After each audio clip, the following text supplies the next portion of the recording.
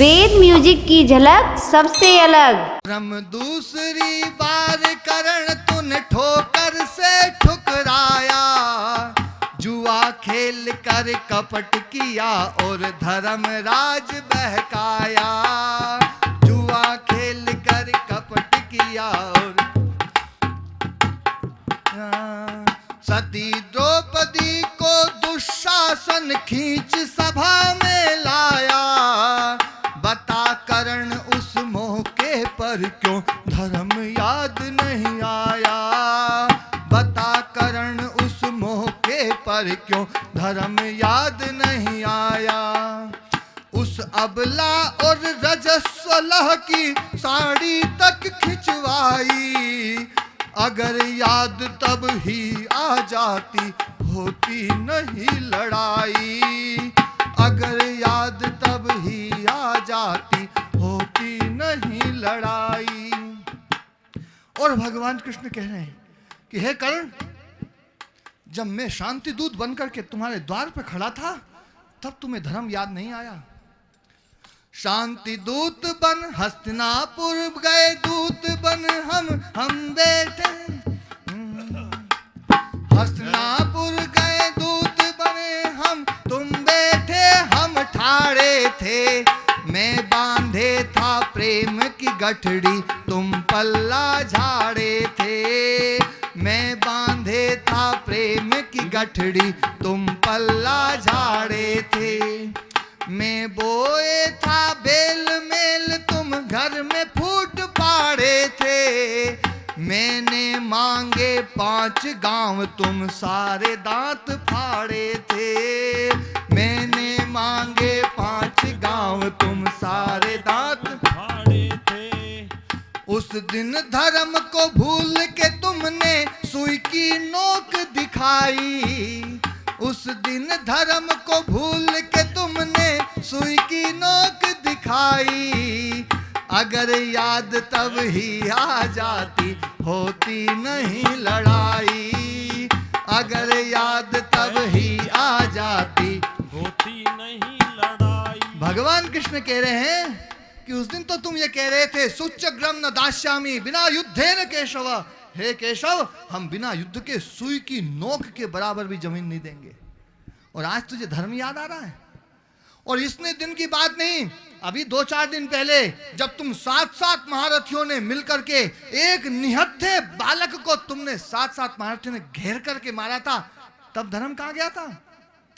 अरे कल परसों की बात करण नहीं तुमने धर्म विचारा। 7 ने मिलकर बालक को करनी हत्था मारा। 7 ने मिलकर बालक को करनी हत्था मारा। जितने हो तुम धर्म पुजारी, जान रहा जग सारा।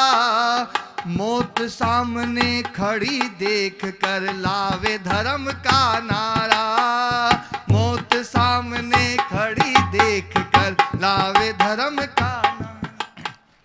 नरक द्वार पर खड़ा गजब, अरे दे रहा धर्म दुहाई। नरक द्वार पर खड़ा गजब, अरे दे रहा धर्म दुहाई। अगर याद पहले आ जाती होती नहीं लड़ाई। अगर याद पहले आ जाती होती नहीं लड़ाई। आई तो तने याद धर्म की अंत समय में आई। अगर याद पहले आ जाती होती नहीं लड़ाई। देखो, धर्म को मत भूलो। धर्म हमारी रक्षा करेगा। धर्म को जो मारता है धर्म उसको मार देता है, और जो धर्म की रक्षा करता है धर्म उसकी रक्षा करता है। ये गौशाला, ये आप सबके 8 गांव के बीच में ये गौशाला है। आप सबका धर्म है, आप सबका कर्तव्य है इन गायों की सेवा करना। जिसका जितना जो सामर्थ्य हो, तन से, मन से, धन से, जिससे भी लगे, इस गायों की सेवा करो। और भैया देखो, मैं तो गायों की कथा करने वाला हूँ। जहाँ जहाँ गो कथा करता हूँ वहीं कोई गौशाला का निर्माण करवा देता हूँ, या फिर वहाँ गौशाला चल रही हो तो उसको व्यवस्थित बनाता हूँ।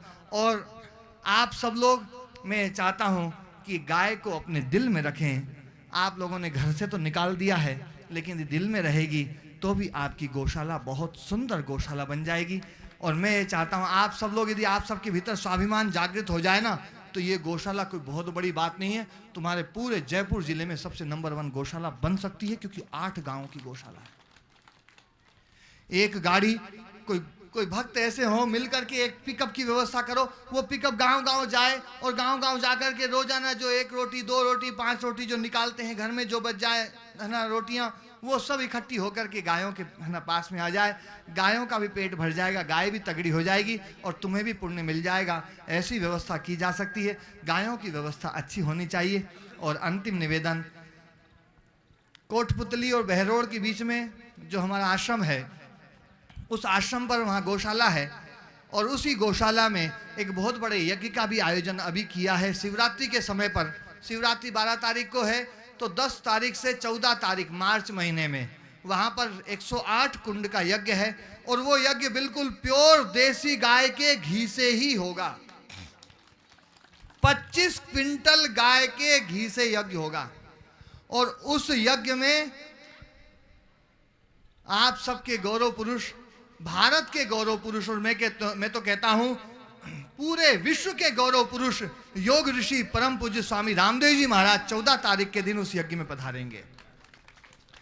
और उस दिन लगभग 9 सांसद भी वहां आएंगे, एक राज्य के मुख्यमंत्री जी भी आएंगे और बहुत बड़ा यज्ञ होगा।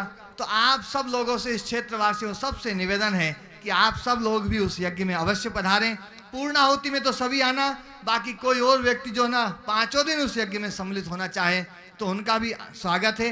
हमारे गोकुल जी जो आप सबको सब लोग जानते हैं, मैं इनको बता दूंगा, ये देख करके भी आए उस स्थान को और वहाँ पर गायों की सेवा को भी देख करके आए हैं। आप लोग भी आओगे तो बहुत कुछ सीखने को मिलेगा। गौशाला कैसे बननी चाहिए, क्योंकि मैं तो गौशालाओं का जो ना इतनी गौशालाएं देखी, इतनी गौशालाएं बनवाई हैं, तो बहुत शुरू से ही इसका अभ्यास होना जानकारी हो गई है। गौशाला व्यवस्थित तरीके से कैसे बने तो आप लोग उसको देख सकते हो और समझ सकते हो। गौशाला उस यज्ञ में आप लोग सम्मिलित होइए। आप सबको प्रणाम। बोले गौ माता की।